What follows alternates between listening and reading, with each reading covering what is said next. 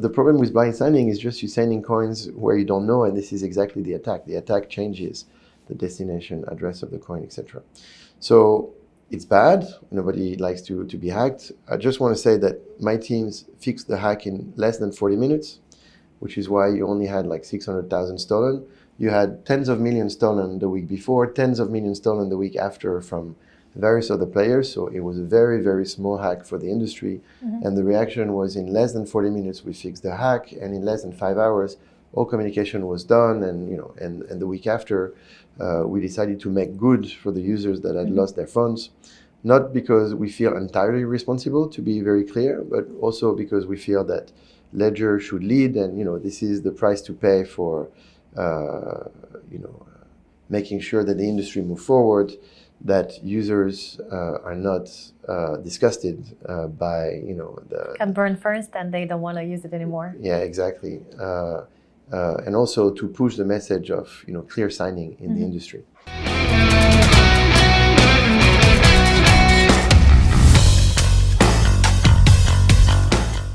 Welcome to the Encrypted podcast, your gateway to the future of technology and innovation, right here in the heart of Dubai's dynamic tech universe.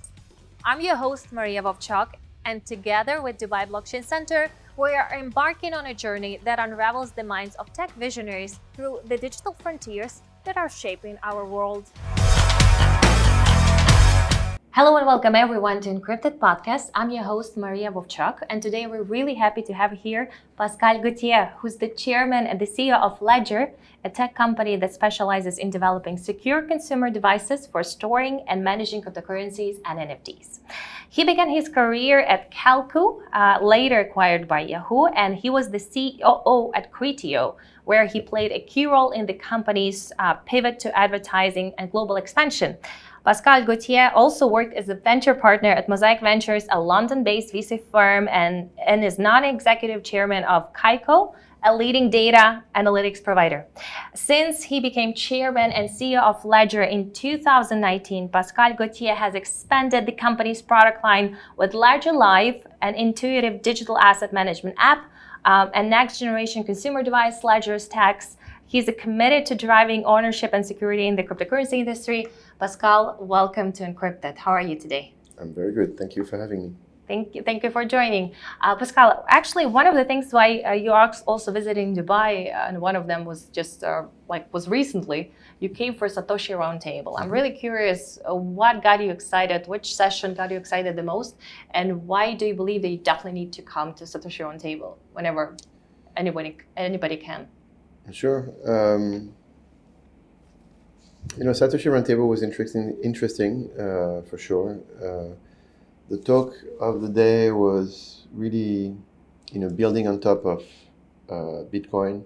It was different layers with, NFTs, ordinals with, BRC20 and, other evolution that would make Bitcoin a blockchain that you interact much more with. And so that seemed to be the major trend. And of course, atomic swap, or atomic swap alike, making it possible to swap a Bitcoin for any other coin in a decentralized way.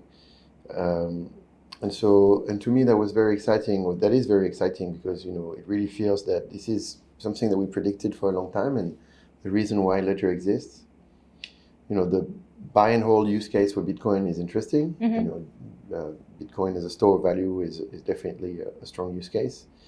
But Bitcoin is a protocol, and if you build on top of the protocol, I feel this is where it becomes very interesting, and this is where self-custody makes a big difference. It's 1 or 0. Either you self-custody your coins and then you can engage with your private keys into various other value propositions. But if you don't have your private keys, you cannot engage in this. So, I think it's exciting. I think it's the right timing. And I think this is where the industry has already gone with other blockchains like Solana or Ethereum.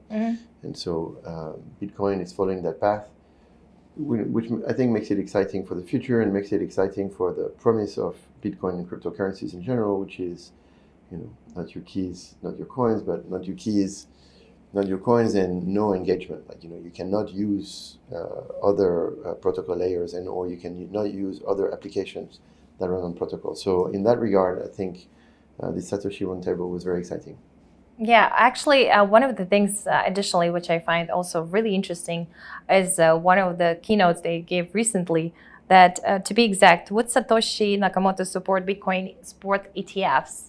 And you mentioned about this, whether yes or not. I wanted you as well, like, to talk about this like in more detail. But also before that, with Ledger Live, you have right now the opportunity not only obviously store crypto, but also, as you mentioned, store NFTs. So it's more like something that is also you can have that is built on top of blockchain. Yeah, I mean, with your ledger and self-custody, we're talking about ownership. So you can own any kind of digital assets. And it was, Bitcoin only, then Bitcoin and Ethereum, and then, coins and tokens, and now NFTs, etc. So that's the, basic principle. What you can also do now with your ledger and Ledger Live is you can, buy, sell, swap, stake, and you can engage now with, a lot of applications that are developing like an app into what is an app store, really.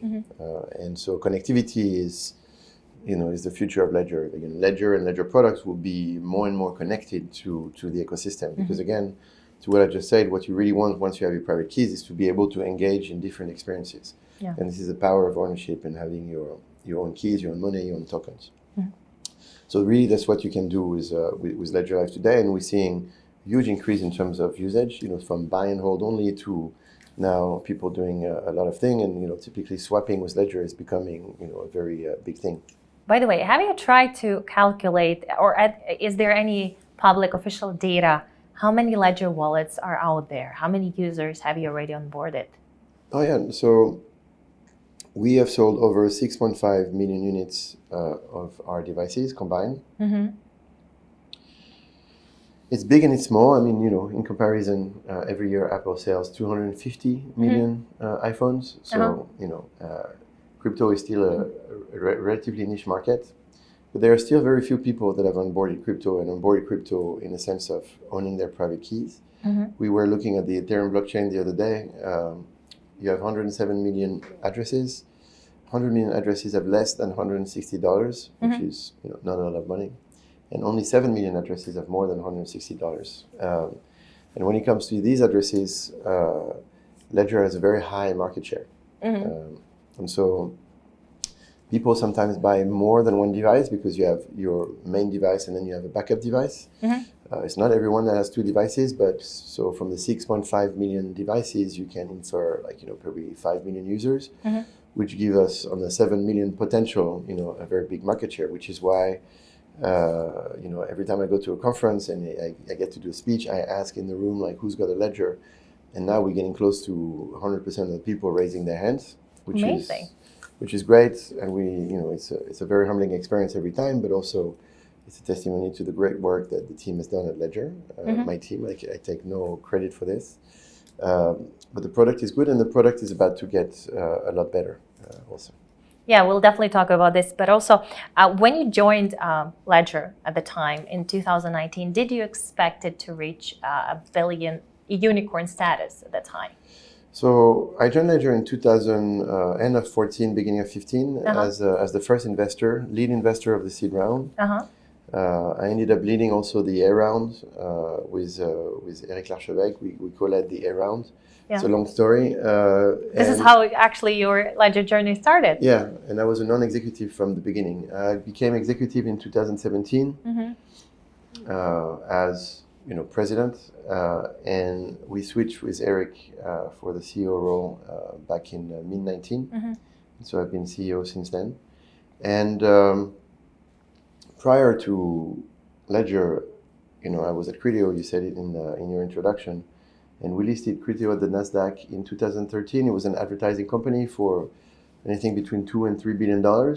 So for sure, I was not going into anything if it was not to reach the unicorn status. And so for me, Bitcoin was in 14. Bitcoin was it. It was evident. Like I don't know. Like I knew that Bitcoin would become a thing and a thing of magnitude because ownership, digital ownership, digital money, a peer-to-peer network that is up 99.9% of the time that no one can take down, etc. The promise of decentralization. I mean, it spoke to me, and in a very simple manner, also what spoke to me, and I thought, okay, well then you have those private keys, so you need security. How do you do it? Chip and pin technology, what you have in your credit cards, that's how the world is secure today. And I thought to apply the same technology to Bitcoin and cryptocurrencies, just makes sense. And the founding team of Ledger was a good team, so it was not very difficult for me to I made a quick decision because Bitcoin was my bet and security seemed to be important. So did I know that the company could become very big? Yes. Was it always obvious? No. I mean, 2015, 16 were very difficult years. But from the bull run of 17, then it became very obvious that we would go somewhere. And so 17, we raised $75 million. 21, we raised $427 million. We raised another 100 at the beginning of 23, and valuation is now $1.5 billion. So, and we maintained valuation in 23, which was, special in that market. And the future looks really good. Dubai, home for innovations.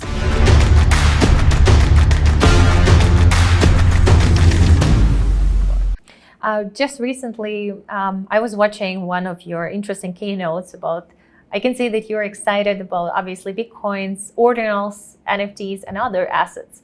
But you were not so excited about Bitcoin ETF, spot ETFs, as far as I know. You also gave an interesting keynote recently about would Satoshi Nakamoto support Bitcoin spot ETFs. For those of our audience who hasn't been able to watch it, can you please dwell upon this? Why aren't you so excited about spot Bitcoin ETFs? Everybody was talking about. No, I think I'm excited. Like, I wrote a piece that people can find on CoinDesk that's explain exactly how Ledger feels about ETFs. I think it's a good thing.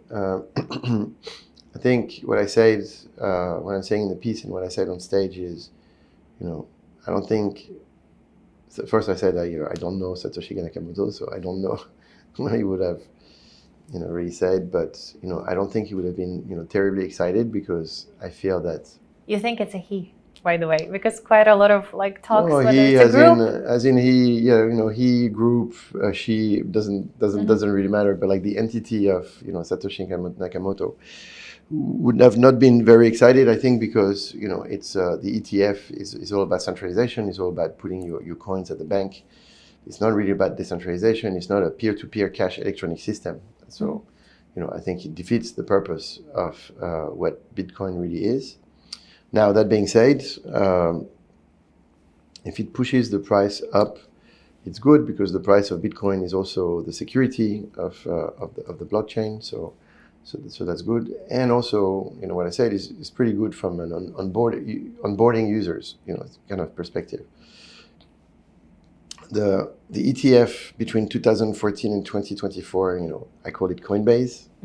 Coinbase and exchanges did an amazing job bringing a lot of users in the space. Is Coinbase crypto? I don't think so. I think it's a bank, and it's okay. It's a well-needed service for a lot of users. So, kudos to them to have been so successful and to keep on, leading this space, I guess, but it's a crypto bank. So if you put your coins at Coinbase, you effectively put your coins at the bank and, you trust Coinbase to keep them safe, not to go down, not to shut down your account, all those things that you're trying to avoid when you go into crypto and into your digital ownership and, self-custody and to be a self-sovereign digital being, but that's okay. You need services to onboard users, and then once users get mature enough, and also once they have a reason to do it, then they want to own their private keys. Either they want to own all of their Bitcoin, or a subset of their Bitcoin, and it's okay. I actually see the future not sort of black or white. You have custody for certain things, you have self-custody for other things. Will you have self-custody in the future? Of course. People before the FTX collapse, always question self-custody. Why self-custody? It's difficult. Why would you take the risk? It's better to trust FTX with the coins. Okay. People, keep on forgetting, Bitcoin exists mainly because of Lehman Brothers. Yes. Nobody is too big to fail. So if Lehman Brothers could fail, could FTX fail? Of course. Can Coinbase fail? It's a possibility. Do I want Coinbase to fail? No. Just to be clear, I think they're great, and I think they have a good business. But can you trust a third party 100%? No. Can you trust your government currency not to collapse? No. There are many examples on the planet where it's a terrible bet. So you should hedge yourself against those kind of bets. And this is why Bitcoin and self-custody is so powerful. You're actually being a pretty vocal advocate of self-custody.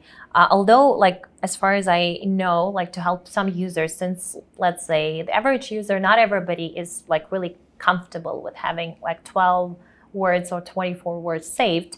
In this case, you created as well Ledger Recover feature, the one that stores encrypted used seed phrases with third-party custodians, which, according to a lot of Twitter users, undermines Ledger's stated commitment to privacy and security. What would you say to them? Once, for example, because on the one hand, it's also, for some people, it's easier to use third parties.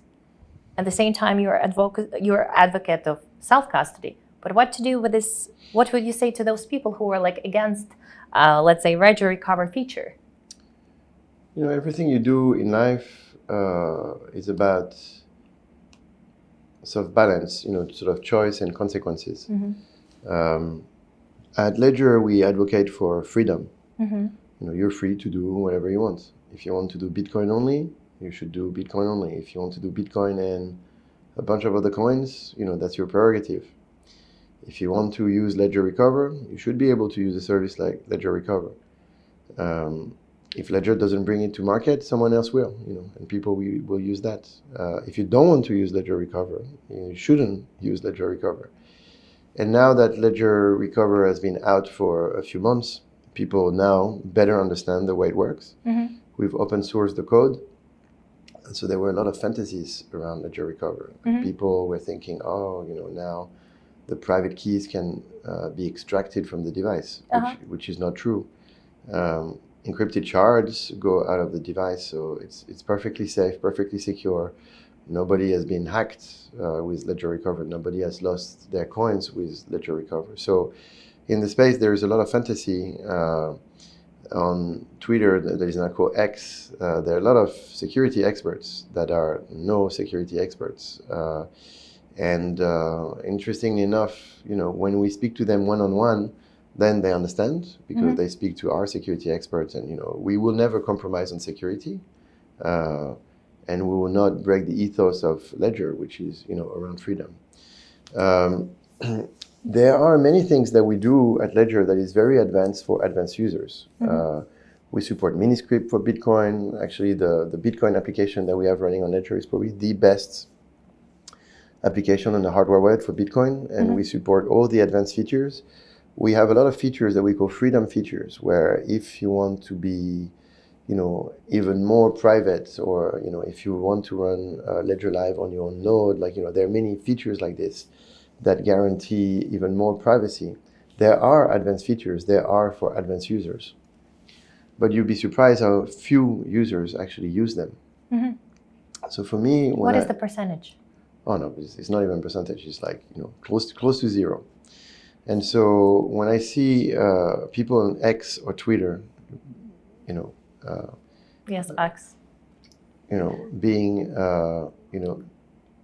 mad at us for the perception of not doing the right thing, but also at the same time when I see how few people actually use, real maxi features and real privacy features, I'm thinking there is a disconnect, and I'm thinking the disconnect comes from the fact that, sometimes people don't really understand, don't take the time to read, etc. So in the end, it's our problem, and we have to educate, better communicate, and be better at what we do in general. But the Recover product is a good product. What you don't quote is also the people on Twitter, on X, that say that, oh, if they had the Recover product before, they wouldn't have lost their coins, because actually it's a much bigger problem in the industry. People losing their 24 words or 12 words. That's a big problem. And so it's for these people in the future that we wanted the service. And if you're an advanced user and you don't need the service, okay, don't use it. It doesn't change anything in your experience. It doesn't change anything in terms of security. But for the users that will come within the next bull run, that are not advanced users and that don't want to do self-custody because they didn't want to handle the 24-word problem, which is the biggest problem of the self-custody industry, that everybody is trying to solve one way or another, and to think otherwise is just ignoring, the simple truths. For the new users coming, they will use that service because, we've talked to so many people before we even thought about the service and before launching the service, and the feedback, the main feedback was, self-custody is great, but I don't trust myself with 24 words. So now there is a solution for it. It works. We have onboarded thousands of customers already. So it's working, and the feedback on the service is pretty good. Amazing. For example, when you said one of the things that is lacking is education, has Ledger tried to, participate in educational initiatives, help people to understand how to use Ledger better and the other apps that they can use for storing crypto? And massively. This is where we spend most of our marketing money, is to educational programs, Ledger Academy. What we've done with, numerous brands like, Sandbox. Like we have an experience in Sandbox around education that is, one of the most used, Sandbox applications, etc. I mean, the list is so long in terms of what we do in terms of application. My team told me that you have 3 educational platforms that are sort of neck to neck. It's Binance, Coinbase, and us. And I think last month, in terms of traffic, I think we were number 1. Amazing. Congrats. Yeah, and we're a much smaller company than Binance and Coinbase. So when we're number 1 and we're not spending, what we do is we try to build content, we try to push it in a smart way, but we don't have the marketing budgets that, of course, Coinbase and Binance have. So, to be number 1 on that front means that, for us, education is front and center. We do it because we have to, and also we do it because, we have to, as in it's an obligation almost. We don't do it because we're nice. If you go into self-custody, you have to educate yourself. You come from a world where, I call it the yes, yes, yes world. You open your phone, you click yes on everything, and it works. And it's the world of you don't own anything. Everything is owned by Google or Apple, etc. It's the world of convenience, and it's okay. Everybody loves convenience. But now, when it comes to your money, and if you want to own something, then you need to forget everything that you think you know and learn something again. It's very similar to when the internet came about. People thought they knew about media and how to consume media, etc., how to exchange information, and internet came and challenged everything. And so you had to learn how to use the internet. Similarly here, you have to learn how to use Bitcoin, you have to learn how to use crypto, you have to learn how to do self-custody. So we have an obligation to be the best that we can in terms of education, and the data speaks for itself. To be number 1 or at least to be top 3 in that educational challenge. We feel good about that, and we're going to continue doing it. Encrypted is your exclusive ticket to the epicenter of technological innovations in the MENA region. You actually became the top as well custodian in terms of wallet providers for all of the crypto users as well, which is really impressive. Following your milestones, what the path that Ledger did, it's really impressive, as I mentioned. But also, obviously, it has been also challenging. And one of the things also happened just recently because one of the products, Ledger Connect Kit software, became compromised following a phishing attack on a former employee. And at that time, approximately $450,000 were 600,000. Yeah. And you actually, can you please tell, so you, by the way, which is, I also found really impressive that Ledger in this case said that they will cover roughly $600,000 worth of assets lost by victims. Judging from what lesson have you learned, judging from that, and with growing cyber attacks that might be happening, because let's say black hats, as they call them, they're becoming more elaborate. You have to, in this case, let's say, what lessons are you taking? What steps are you taking to preserve the custody and preserve the security of your users' funds? Yeah, so just a couple of things on the attack. So first of all, Ledger and Ledger Live were never compromised. Yes. And so to date, like, Ledger has never been hacked. What has been hacked is something that we're not comfortable with from the beginning, but we were sort of pushed by the industry to support it, which is blind signing. Yeah. And so people have to understand that in the hack, like, there's a chain of events of which Ledger was part of with the Connect kit, but it's every other player in that chain that actually sort of failed, the one after the other. And what happened to Ledger is a well-known attack, like, and everybody is, even to date, like, everybody is like, this attack is likely to happen again. So not on Ledger side, because now we've taken like a lot of countermeasures for this specific attack, but also the main countermeasure is we've announced, and we will publish now soon what it means exactly, but we've announced that we will stop supporting blind signing, which is something that the industry wants to move fast, and when you want to move fast, sometimes you compromise on security. And the big learning here is, in retrospect, we should have never caved into compromising on security. Like at Ledger, we don't compromise on security. Ledger, Ledger Live, unbreakable.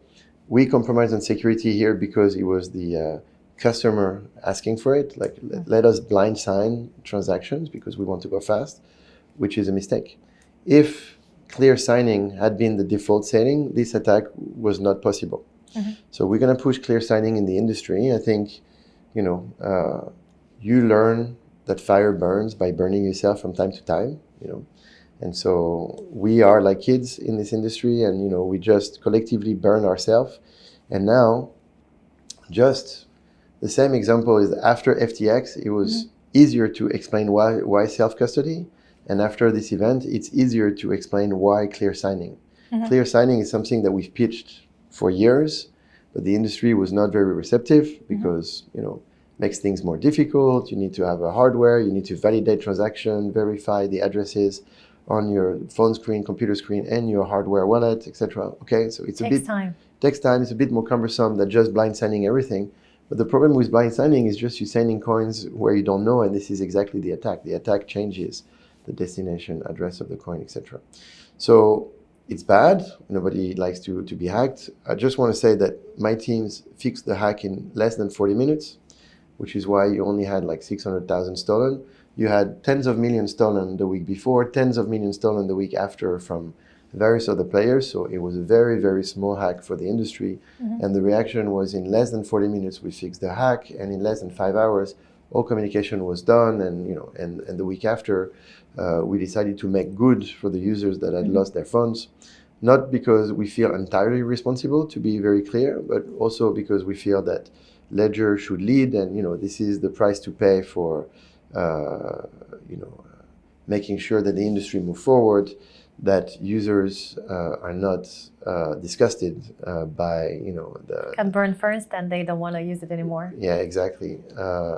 And also to push the message of, clear signing in the industry.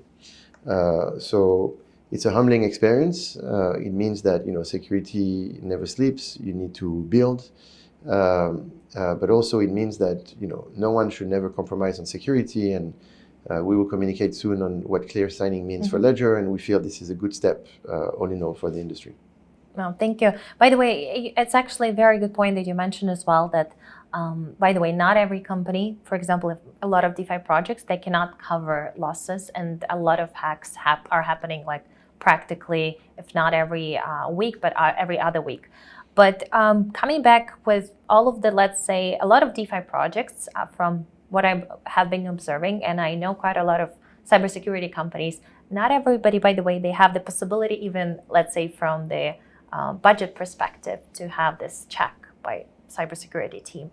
But even if they have, sometimes they're like some elaborative cyber attacks. So I'm curious with, let's say, with a lot of DeFi tokens, which are still, like, let's say, not secure enough, at what point is it viable, let's say, for you, to try to, as well, to provide them a storage with Ledger? Because it's not only obviously about the security of the wallet, it's also about the security of... No, but if we feel that a project like doesn't have like the security required to run on Ledger, then we cannot support that project. It's as simple as that. Like, so we have a lot of demand for support. We only have so many resources. So anyways, there is a, and we're trying to do better, but there is a certain time that it takes to support new projects that wants to connect with Ledger. And we are trying to be extremely careful in terms of selection of the project, and also security review of everything that go on Ledger. Because if Ledger does the right job, but it connects you with something that is leaking or that is broken, then it defeats the purpose of Ledger and security, etc. So, like I said, we're trying to be perfect, but perfection is divine, and we are merely humans. In the whole history of Ledger, Ledger and Ledger Live have never been hacked. So, if you use Ledger and Ledger Live, so far it's been proven that you're good regardless of the situation. And if you do anything with your Ledger, you need to clear sign everything. Yeah. So never share your 24 words. Clear sign everything. Use Ledger and Ledger Live, and then you're good. This is the message. Thank you. Apart from clear sign transaction that you mentioned, among other upcoming developments or products that Ledger is going to present, can you please share with us some others that our audience will be excited about? Look, in 2023 was a tough year. It was a tough year for the industry in general, and a tough year for Ledger because we had several hiccups. Like we have the recover hiccup, we had the hack at the end of the year, and of course we didn't deliver Ledger Stacks. We didn't deliver it yet, so I'm hopeful that there will be good news on that front, and we'll soon see new hardware coming to the market. So I don't want to speak too much about this, and I don't have anything specific. We have been communicating to our user base,